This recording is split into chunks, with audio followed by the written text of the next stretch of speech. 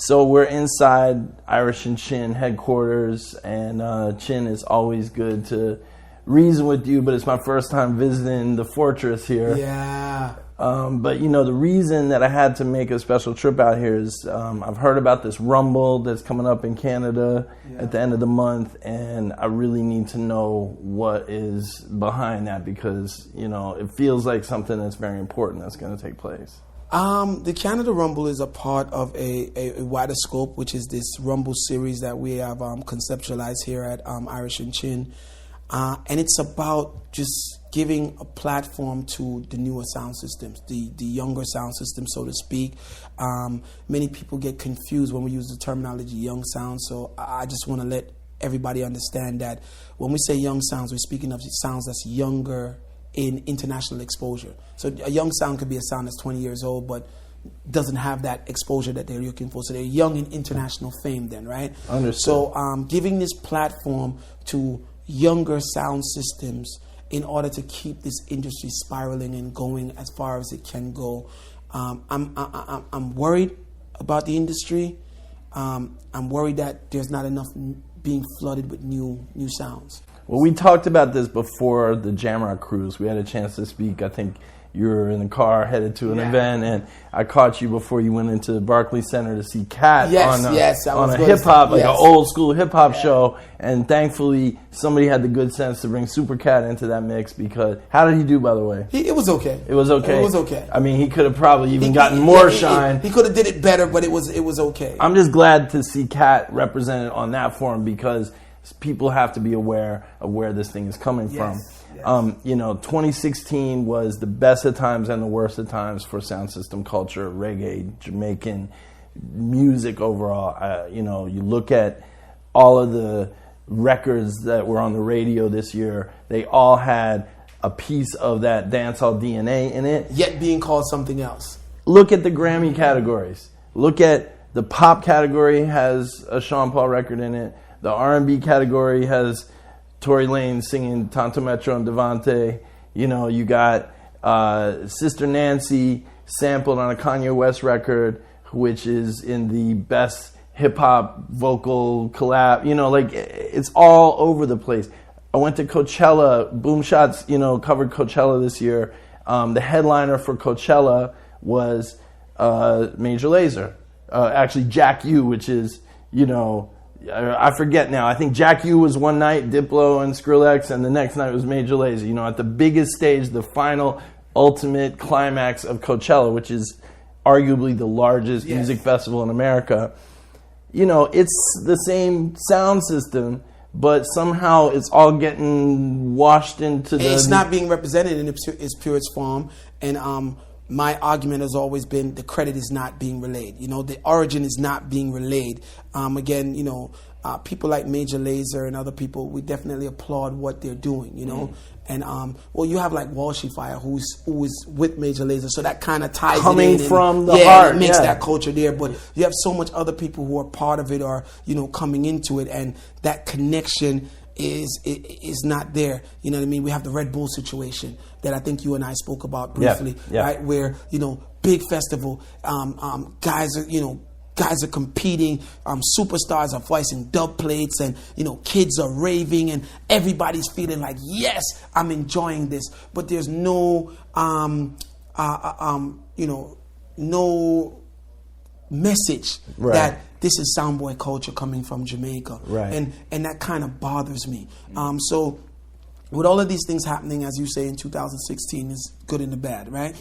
I have to look at my industry because my industry is a specialist industry, sound system, sound clash culture, type vibes, and I have to look at it and say, well, what are the best and the worst things that's happening for us as well? Because I read your article, right? And I'm saying, what are the best and worst things that are happening for us as well? Well, we can look at this invasion of sound system culture as a great thing. Mm-hmm. But then we also have to look at it and say, but it's a bad thing if we're not getting the credit for it and we're not getting the shine for it, So I'm looking at this thing and I'm trying to say, how do we not only bitch and moan about what's happening, but try to make a difference. Yeah, you can't fight something that's working. It don't make sense. You know? But you need to come with... We need to go back to our drawing board and say, okay, you know, that excitement that they have in this clash, in the Red Bull clash, and that excitement that we saw on the Jamrock cruise, right? We need that excitement every day in a sound clash. Correct. What can we do to make that happen, right? One of the major things that I have noticed with the sound clash culture is that we're stuck in tradition. You know what I mean? All of this mumbo jumbo that has governed the arena for years about, you know, tune for tune has to be Dennis Brown and Garnet Silk and, you know, and you know, Delroy Wilson or whoever it might be. Long time, Big man. tune. Yeah. For sure, say of Muscle and Tenor and these things, right? Right. You know, it's hindering the growth. Right, the fact that you're now saying, well, if you can't play a dub plate, you cannot be in a sound clash. It's hindering the growth, because the fact of the matter is, the kid who wants to be a sound man, who's going to college and he's in his sophomore year in college, where's he going to get 30 grand for his dub plates to go to a sound clash? It's not going to happen at all. But he may be the next big thing. Right. But he will never be given the chance and never be given the platform because he doesn't have the money for his talent to be exposed. So with the times that's changing, I sat back and I said, well, World Clash has done its course in the original state, the original format. Started in 1998, right, with Cox and Downbeat, Kilimanjaro, and we've been able to keep the original format running until 2010, when we ended it in Jamaica, Debt Before Dishonor, right? 2010, right? And then we took a little break, and then we came back again with World Clash Reset, right? Which is an acronym for Restoring Exciting Sound System Entertainment Together, right? Because it was now a movement. We saw that this movement needs to evolve, where we come together, juggling sounds, clash sounds. Let's fix this, because this is a crisis, you know. But those were all big sounds participating. Now this Rumble thing it's the younger sounds. Okay. Right? Okay. Now those big sounds, you know, we decided that let's take away the stage from them, because this is the Grammy stage for the sound system culture. It's the Grammy stage, right? And these guys who are on this Grammy stage occupying it have already gotten their fame. Before this legacy becomes null and void, let's try to use this World Clash thing and get some of these young junior sounds on this World Clash stage to then be able to expose their talents and their creativity to the sound system culture. Keep it going. Now, pause for a second. You said before the legacy becomes null and void. Right. That's a major statement. It's because no legacy stays current, right? You know, some things we reflect back on, right? But there's not many legacies that are able to one decade, then refresh themselves next decade, refresh themselves next decade. We have been blessed that after 20 years, people still look at World Clash as the ultimate stage. Right, so you built something, you established something. Why we're still looking at that as the ultimate stage, right? Because I don't know what's going to happen tomorrow with the legacy of World Clash. I want to use that stage to occupy growth. Right? Okay. And the only way for us to really occupy growth or to initiate growth is by using the biggest platform that everybody rates as the pinnacle of sound clash culture, right? Which is the World Clash stage. Right. So what we did, we took a pause. We said, okay, listen, we're going to keep a World Clash, or we're going to keep a tournament that will allow you to go to World Clash. But this World Clash stage will have no icons, no former World Clash champions, you know. So we stripped everyone of their you cannot come in. If you're an iconic sound system, you can't be involved in this new era of World Clash. That was 2016. 2016. Okay. If you are a World Clash recipient, World Clash title recipient, you can't be involved. Okay. Right? And we're putting these young sounds on this World Clash stage. How did the Mighty Crowns and the Matterhorns feel about that? It was mixed feelings, you know why? And it was a good and bad, right? Because some of them felt like, wow, Chin is taking the World Clash stage away from us. Others felt like, I'm not that interested in clashing anymore. Really? You know what I mean, we're older now, you know, and we've done it. We have 5, we have 7 to show that we've been part of that. Our trophy case is full. Yeah, so we're cool. So it was mixed reviews. Okay. But everyone was interested to see if it would work, if Chin's concept would work, because there is a cloud over the industry that somewhat says that if these popular names are not on the world class stage, then it's not going to go. So did it work? We took the chance and it worked. Okay. It worked. Okay. We saw the seeds of a new form of world clash, right? Now, in order for these sound systems to then be, contenders to go on that Rise of the New Champion stage, they have to enter into the Rumbles. So we created a league, a series, right? So the road to World Clash now becomes to get yourself into a Rumble series. So I know we started off speaking about Canada, but the overall, approach to this thing is that go to different regions in the world where sound system culture is strong, right? Create a national competition, which will allow sound systems who don't have the international merit to kind of get yourself on the way to becoming famous, right? Okay. So you go into the territory and you pick 5, 6, 7 of the sound systems that are creating noise. These sound systems could be juggling sounds. These sound systems could be class sounds. It doesn't matter because it's a different format, right? You get them on the stage. They compete.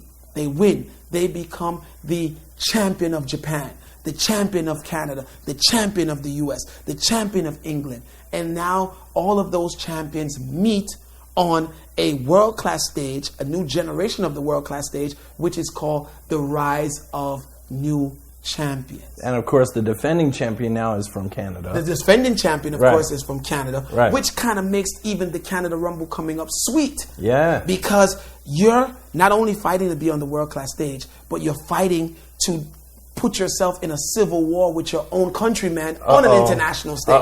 You know what I mean? So it's something that I believe it brings in fresh talent, new ideals, new music, new sound, new everything. But it also helps to usher in a new generation of sound system selectors and sound system brands. You know what I mean? And it will take time. So you asked me if it worked. It did work because it didn't flop.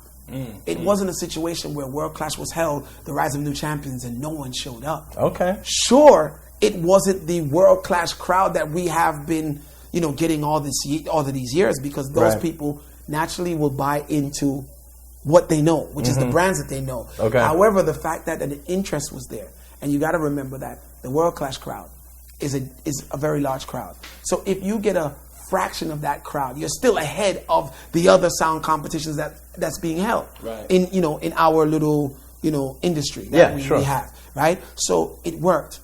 The interest was there. King Turbo won. So a sound system that won last year's Canadian Rumble went along to win the World Clash title. So the World Clash title now is currently being held by a sound system that won a Rumble. From Canada. Now, Canada has been kind of an epicenter of this new dancehall wave in the pop world. Of course, Drake, OVO, he has tapped into his, Caribbean culture in the city that he has always represented very strongly. In fact, his show on Apple Music is called OVO Sound, which I find intriguing. And he's also cutting dub plates, by the way. I don't know if you know that. Oh, I'm hearing the popcorn specials and everything. He's cutting dub plates. So again, sound system culture is getting more and more popular. Is getting that shine, through Drake and others. How are you choosing the best of the best in the T-Dot, arena? Because that's an important criteria to, Well, how we're doing it is because there's not a preliminary clash before the Rumble, because the Rumble is a preliminary clash for World Clash. It would just get too monotonous because then they will ask for a preliminary for the preliminary. Right, you know what I mean? Okay. So basically what we're doing is just trying to identify the sound systems who are the movers and shakers of what's going on in that region. So some of it will be by word of mouth. Some of it would be by activity, because you'll hear that, okay, this sound just killed this sound. That sound is from okay, bring them in. You know what I mean? You'll hear that this guy, don't matter what party is being held, you got to put him on. Okay, bring him in. So it's more of an activity, reference type situation. Once you get on that Rumble stage, now it's up to you to prove that you deserve to be there and move on to the World Clash. Now, the Rumble stage, just like the World Clash stage, it has multiple winners. Because if you don't win, but you perform the hell out of, you give that performance, people then start to look at you as a potential for next year's Rumble. Sure. And also you start to get a lot of, national bookings, because you performed good at a national championship event. So it brings, forward more eyes, more ears to people who were not getting any attention whatsoever, outside of their geographical area. Also, what it does is that for years, we have only celebrated one title in the sound system culture. You only want to know who the world-class champion is this year. That's all that counted. Right? So every year we celebrated one sound. This year and years to come, we now force the industry to celebrate multiple sound titles, because there will be a champion of Japan. He's that national champion, right? Yeah. He has a trophy. Canada has a trophy. England has a trophy. Likewise, and it keeps going. So the industry gets to celebrate many sound systems being awarded for their efforts in the Sound Clash arena, which brings everything together, makes it, more of a sport, gives you a reason to cut a dub plate, gives you a reason to walk proud and say, I am a sound man. It gives you a reason to, to be part of something. It's organized chaos is what it is. Nothing wrong with a little chaos. But let me ask you this. Is the talent pool deep enough for 6 basically unknown sounds, unknown outside of their hometown, to really put on a good, entertaining competition? Last year, we got a full house in Canada. And you got to understand this, and this is something that really people got to look into. These clashes, these preliminary clashes, are more intense than World Clash. Really? Right. Not the old World Clash with Bass Odyssey and Mighty Crown and Jaro. Yeah. But these preliminary clashes are more intense because when you take the Canada champion and you put him on World Clash stage, the Rise of New Champions, with the Japanese champion and the US champion, there is beef, but there's not really beef. When you take all of these sound systems from one geographical area and you put them on an event and you tell them to fight for your career, it gets extremely competitive, because these are the members that they party with, that they buck up at. It's more personal, it's more intense. Right. There's more of a conflict, more of a rivalry happening in these preliminary events that makes them so exciting. So saying that to say, the audience in these areas come out because they know, Robin Chin is on US Rumble. That's going to be a problem. I'm going to see that. You know what I mean? And they come and they buy into it. We also did our US Rumble in Amazura, which is home of World Clash. Okay. And we did it in Amazura. And when you walked in, you felt like, wow, I'm at a sound clash, even though it was just a bunch of US sound systems. It wasn't a Downbeat or a King Addies or any of those sounds. Yeah. You know what I mean? Right. Or LP or any of those sounds. And we still was able to get a good audience, good support, and the sound systems put on a hell of a show. Again, because they have something to prove to each other. Right. So these preliminary clashes, these national championships, are really intense, and they're really, it's a great thing. Yeah. Well, as Kingston clashes are really, most of the sounds are from, you have your country sounds, you have your Bass Odyssey or whatever, but most of the time it's people that see each other at Sunday Market or in the dub studio where they're trying to voice at the same time, and so these can be... It can be competitive. Yeah, because, you'll buck up a fellow sound man in the studio, and he's cutting his dub, you cutting your dub, you guys start talking about sound system culture, and then, all of a sudden it comes into, me can kill you any day. Me can kill you any day. You know what I mean? So they bring that to the stage. Right. You know what I mean? When we did the Rumble in Japan, even though the sound systems were talking in Japanese, right, you could clearly understand the rivalry by just watching the body language and the dub plates and how they were going at each other, and how the crowd bought into it. By the way, in Japan we had to turn back like 250 people. Is that right? The event for the Rumble. For the Rumble, the event was sold out, right? People traveled, because in Japan it's a different culture. People will take trains and planes to get to Yokohama just to be part of this historical event. Right. Again, you're giving them the right to say who gets to go represent Japan and who doesn't get to represent Japan, right? Sold out. We had to turn back people, which of course is something that we don't like to do, but we had to because we were at capacity, right? And you saw the energy. You saw them walking up to each other and playing their dubs and like in your face. You know what I mean? Great Soundboy vibe. Right. And then afterwards, everybody was cool and we congratulated who won, and and again, there was a sound system. I forget the name of that sound system, and I don't want to call his name the wrong way, but he didn't win.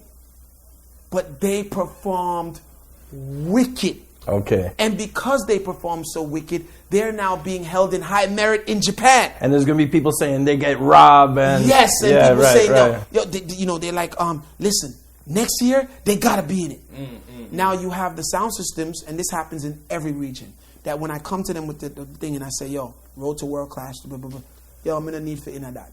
I'm too big for inner that. I'm for go right to World Clash.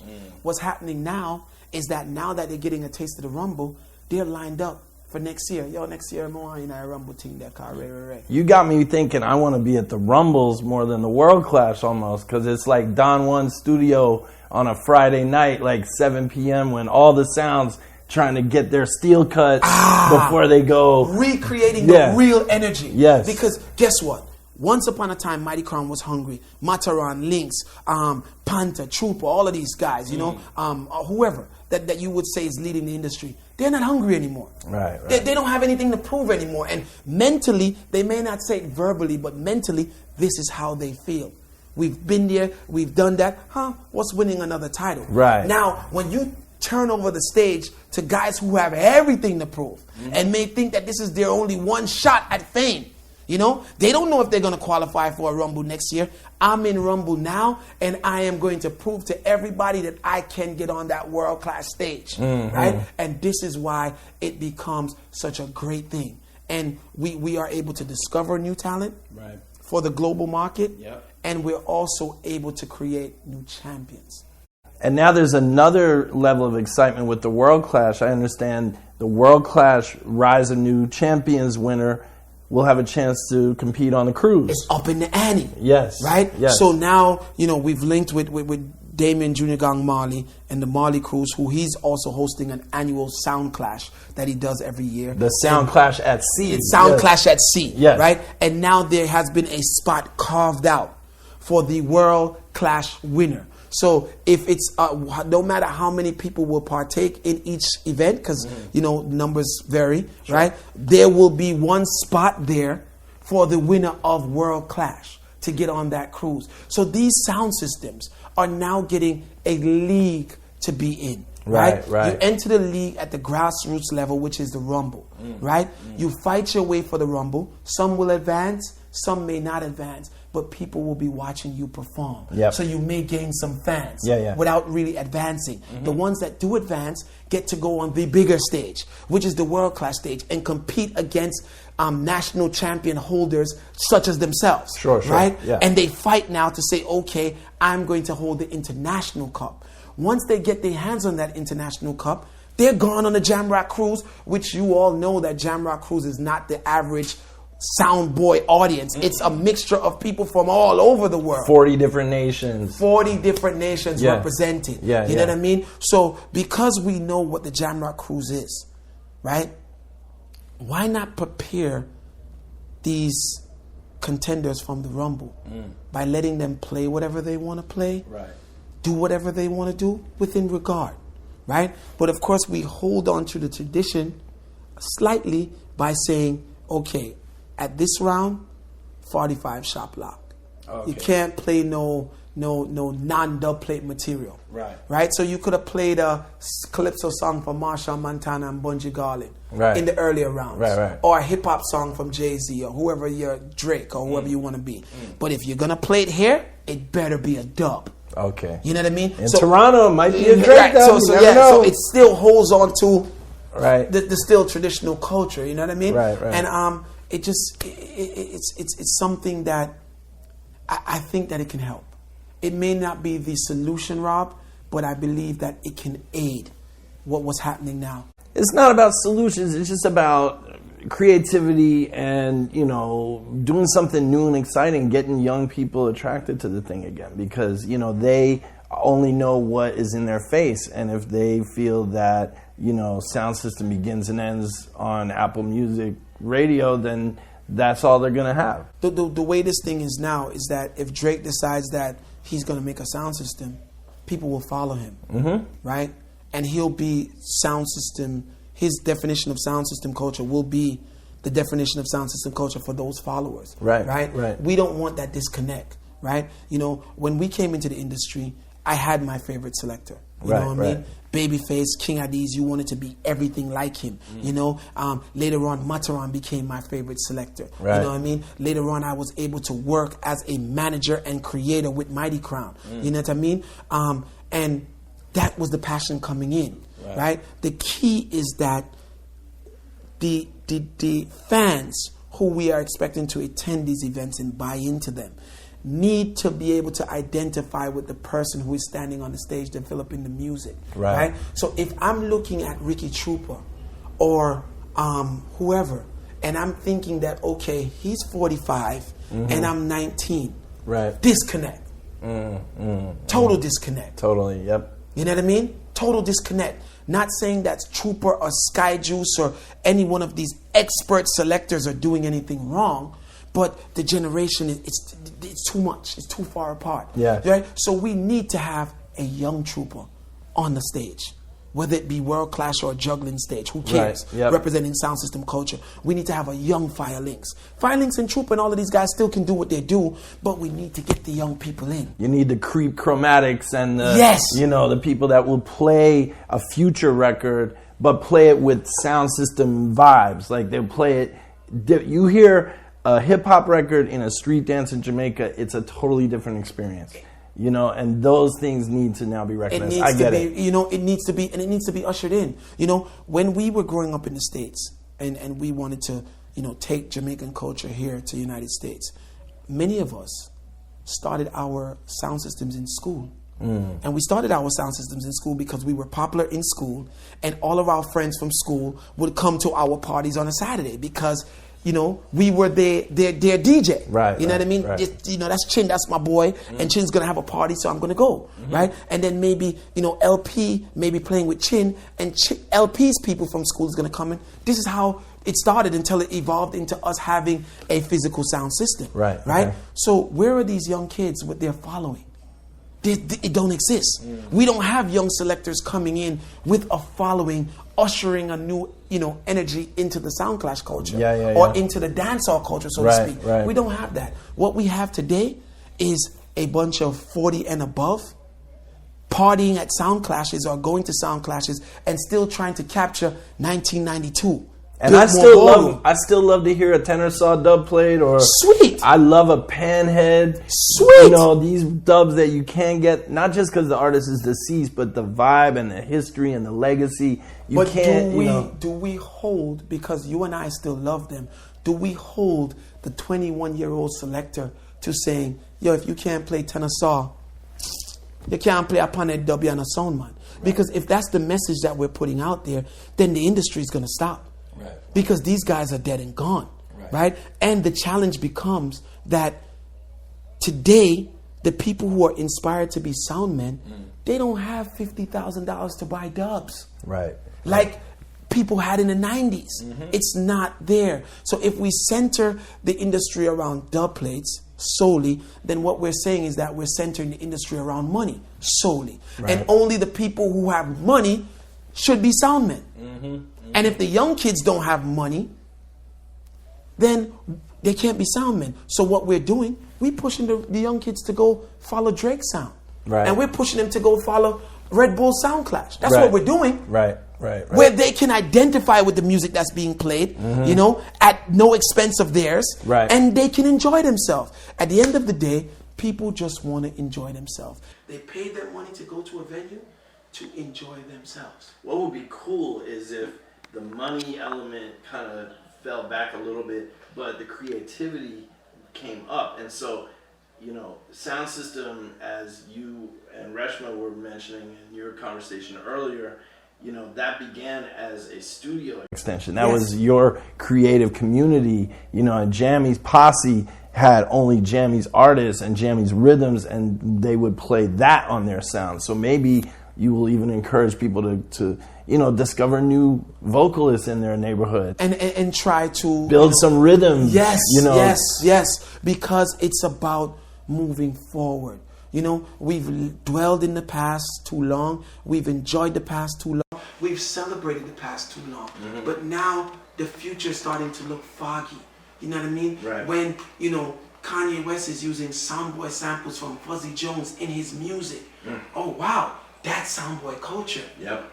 You can hear big hip-hop artists making reference to Soundboy culture. DJ Khaled is a Soundboy. For real. You know what I mean? And you can remember him from Loaded and of course, and the Arab attacking. Who is this madman standing on a stage in front of all these hardcore Kingstonians and sound fans and just repping himself as if he's from this place and playing dub plates, playing Capleton on a Biggie rhythm and all these innovative things? I have to always give it up to Khaled. And even though he continues to climb his success ladder, he often draws reference to those days. Yeah. And he talks about how being a sound boy influenced what he does today. Absolutely. You look at that now as a sound man. Mm-hmm. You have to look at it and say, well, if Khaled did it, I might not can get all the way, but I can elevate myself a little bit more because it's possible. Yep. What I'm trying to say in a nutshell is that sound system culture is important.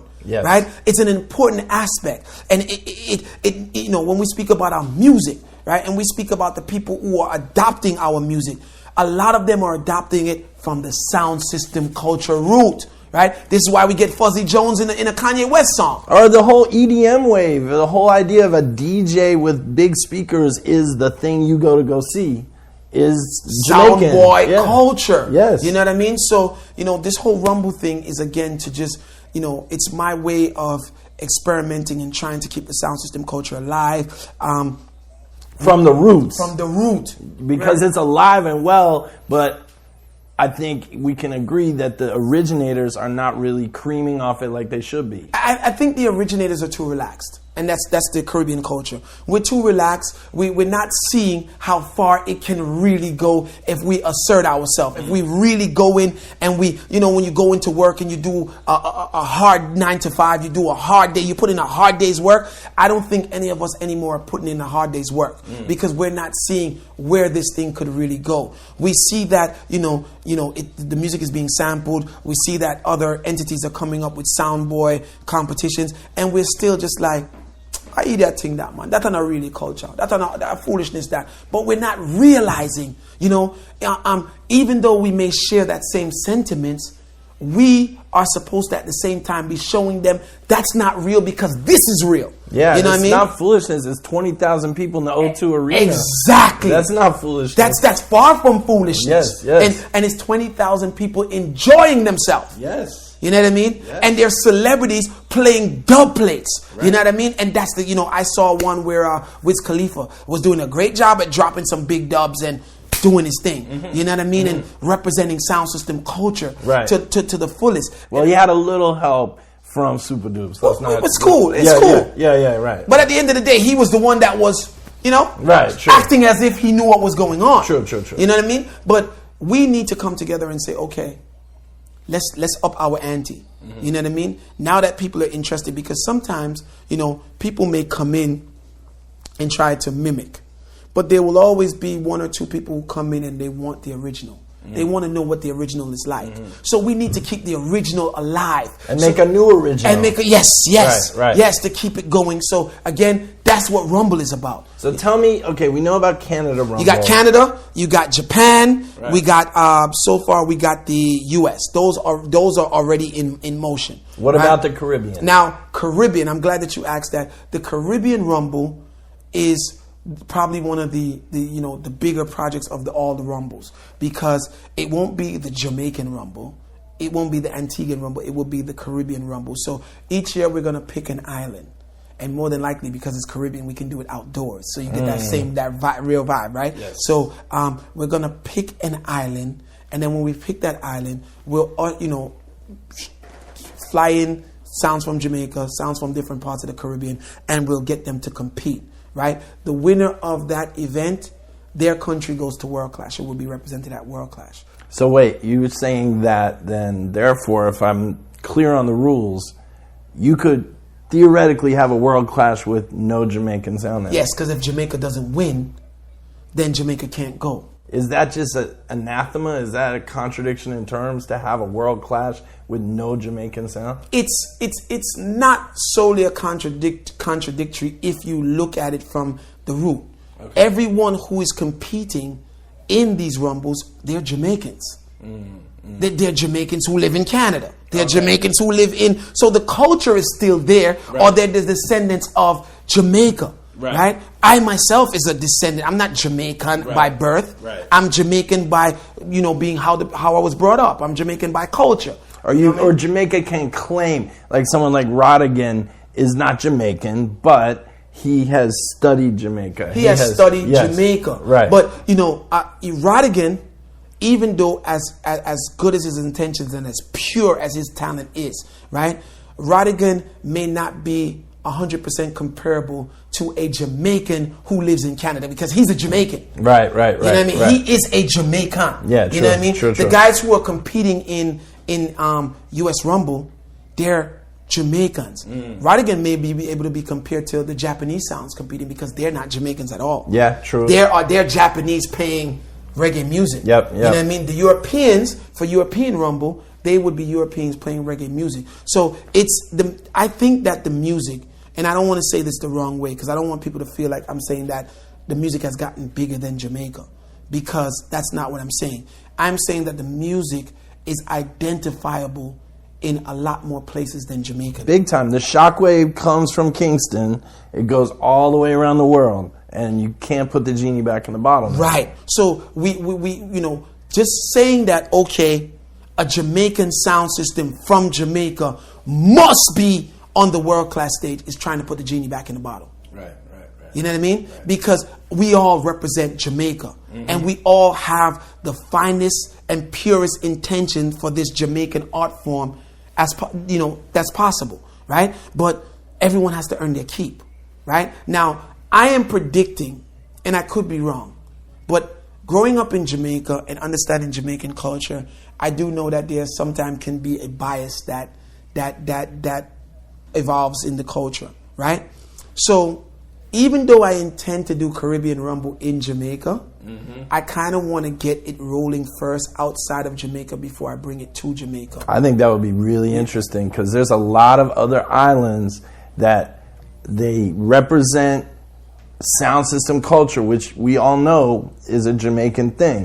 There were other islands probably playing records, but the wave comes from Kingston. You can't deny that. Can't deny that. Right. The wave comes from Kingston, but it's living in other places. Right. And we want to capture where it's living. Trinidad has a huge soundboy culture. Yes. Antigua has a soundboy culture.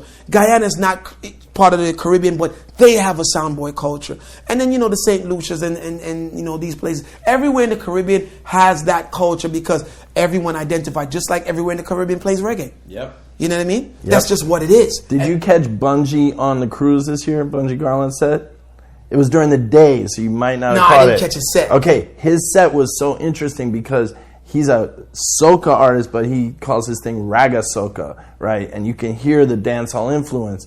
But he was so proud to be the first Trinidadian artist to touch the stage on that cruise, and he made mention of it from beginning to the end of his set. And that same energy, I predict, is going to make the Caribbean Rumble fascinating. The Caribbean Rumble, I'm working on it. I'm still trying to pick which country we can get to host it. Right? Jamaicans will always be involved. So the Jamaican sounds will fly over to wherever we pick, and Bajans, whatever, and we'll have this stage show, Sound Clash, featuring Caribbean sound systems. Right? Whoever wins, they go to the Rise of the Champions. May the best man win, right? May the best island win or best country win in the Caribbean. Right. You know what I mean? But at the end of the day, we have to break this whole nostalgia of Jamaica gets a pass just because it's Jamaica. You know what I mean? And again, it's nothing bad. It's just we have to represent today. And today, you have artists like Cranium.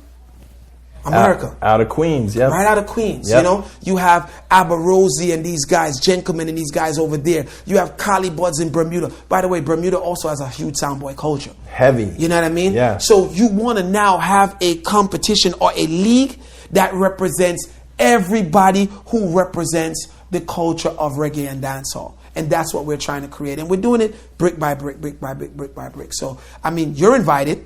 Oh, thank you, because I'm not trying to miss that. Yeah, I would love for you guys, you know, Boom Shots to be there to tell the story. You know what I mean? And this is a story because it's going to start out, this is just a seed. You know, and we're going to watch this thing. I guarantee you, we're going to watch this thing grow from 500 to 700 to 1,500 to 2,000, right? And in the Caribbean, forget about it because the amount of people that can attend is limitless. Oh, it's gonna. You're gonna tap into some pent up energy, especially on the islands outside of Jamaica that have been wanting to prove that they can stand up next to the Jamaican thing. And then remember, once the fruits, the energy starts to come out of the sound system culture and this whole Irish and Chin Rumble League Road to World Clash, guess what happens? The dubplate studios get busy again, right? Guess what happens? Young artists now can get, you know, a chance to create a dubplate that will bust a dance. Yep. The big artists, them are going to eat some food because a man we don't have this a man pan dubplate, they're going to go back to get those dubs.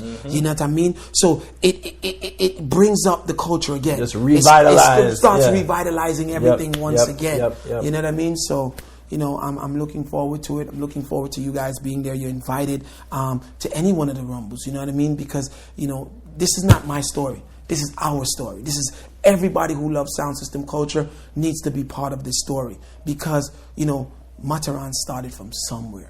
Rory started from somewhere. Sky Juice was a dancer before he ever became, you know, the iconic selector that he had. Big Belly Sky Juice Big used to Jelly dance? Sky Juice used to dance. Wow. This is the greatest thing about being able to do these historical conversations that I have with all of these veteran, you know, contributors to the industry. I cannot picture him dancing right now. And he was skinny too. Was he? He was skinny. I guess the sound thing is doing all right. Got him comfortable. But yeah, I mean that's what it is. So, you know, the Rumble series, there will be a lot of different events as the year goes by.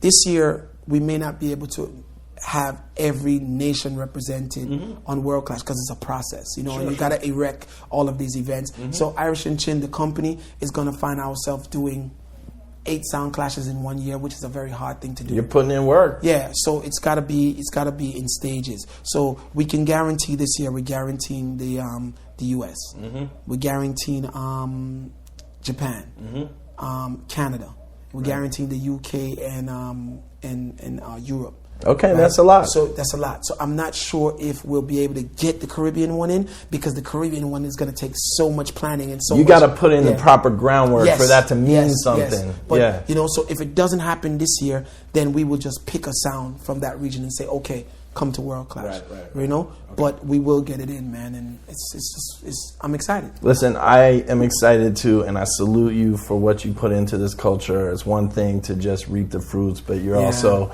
watering the roots, and that's important, man. 20 years, man. This year is our 20th year, and you know, I couldn't do it any different. I couldn't walk away and say, okay, I got 20 years out of this thing, and I got this big Irish and Chin brand, and I'm just going to take this and go open up a supermarket. You know what I mean? Right. I want to see it continue.